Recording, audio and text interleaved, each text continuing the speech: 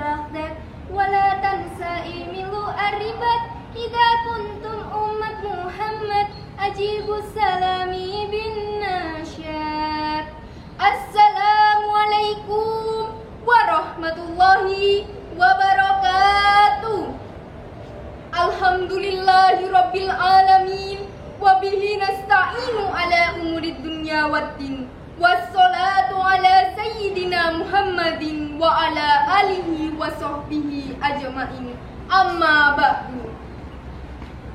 Bapak, Ibu Guru, Dewan Juri yang saya hormati Dan teman-temanku semua yang saya cintai, marilah bersama-sama kita panjatkan puji syukur kehadirat Ilahi Rabbi yang maha pengasih, tak pernah pilih kasih, dan maha penyayang, sayangnya tak terbilang.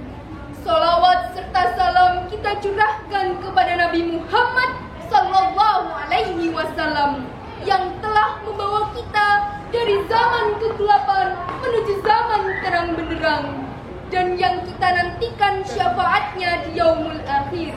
Amin ya rabbal alamin.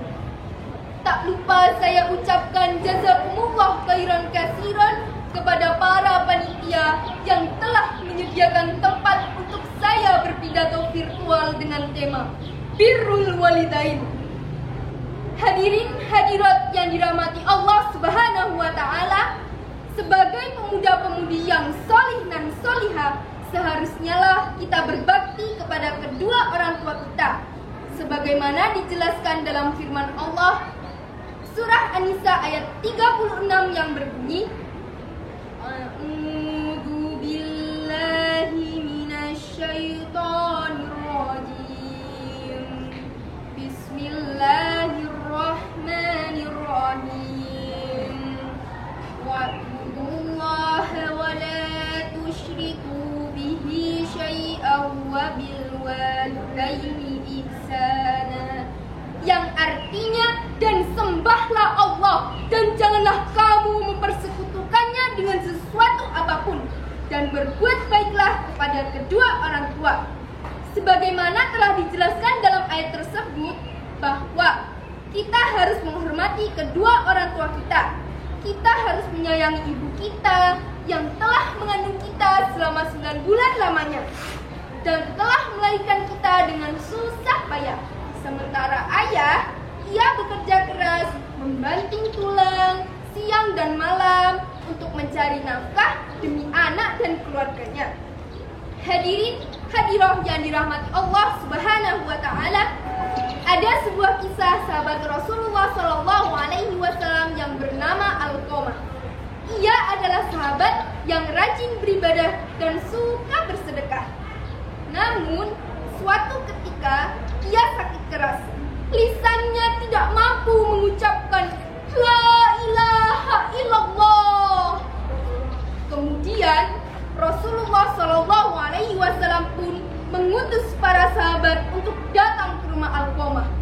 Beliau bersabda, "Wahai sahabat-sahabatku, pergilah ke rumah Alqamah dan talkinlah ia mengucapkan La ilaha illallah." Kemudian para sahabat segera datang menuju rumah Alqamah, dan ternyata mereka mendapati Alqamah telah dalam keadaan sakaratul maut. Namun lisannya tidak mampu mengucapkan La ilaha illallah. Singkat cerita, Ibunda Alqamah datang menemui Rasulullah Sallallahu Alaihi Wasallam, dan beliau berkata, "Ya Rasulullah Sallallahu Alaihi Wasallam, aku tidak menyukai anakku karena ia lebih mementingkan istrinya dan durhaka kepadaku." Kemudian Rasulullah Sallallahu Alaihi Wasallam pun mengutus para sahabat untuk membakar Alqamah. Ibu Alqamah seraya menangis dan berkata, "Ya Rasulullah, aku mencintai anakku. Aku tidak tega bila engkau membakarnya." Akhirnya dengan berat hati pun Rasulullah Sallallahu Alaihi Wasallam tidak jadi membakar Alqamah. Dan pada saat itu juga Alqamah telah menghembuskan nafas terakhirnya. Hadirin hadirat yang dirahmati Allah Subhanahu wa taala, dari kisah Alqamah tersebut dapat kita simpulkan bahwa kita tidak boleh menyakiti hati kedua orang tua, keluarga, saudara-saudari, dan orang-orang terdekat kita. Karena kemarahan kedua orang tua kita dapat menjadi hukum bagi kita semua. Dan setiap perbuatan yang kita lakukan pastilah ada balasannya. Leres mboten?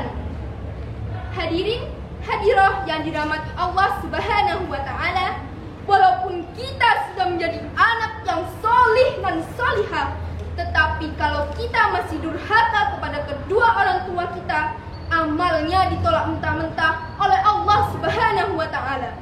Nauzubillahi min dzalik kan? Semoga kita tergolong menjadi anak yang solih dan solihah dan berbakti kepada kedua orang tua kita. Ya Allah, bila maghfirah-Mu telah mencapai mereka sebelumku, maka izinkanlah mereka memberikan syafaat untukku. Namun, jika sebaliknya, maka izinkanlah aku memberikan syafaat untuk mereka, agar kami semua dapat berkumpul dalam santunan-Mu di tempat kediaman yang dinaungi kemuliaan, ampunan serta rahmat-Mu. Amin, amin ya rabbal alamin. Gunung tinggi kan ku daki, laut luas kan ku seberangi. Anak solih dan solihah harus berjanji agar menjadi anak yang berbakti. Mohon maaf apabila terdapat kesalahan ataupun kekhilafan dalam kata dan ucapan, karena manusia tak pernah lepas dari salah dan dosa. Buat sumur pastilah berlubang, bila jadi harus dibagi. Jika ada umur panjang, insya Allah kita berjumpa lagi. Undur mankola, wala tandur mankola. Wabillahi taufiq wal hidayah. Wassalamualaikum warahmatullahi wabarakatuh.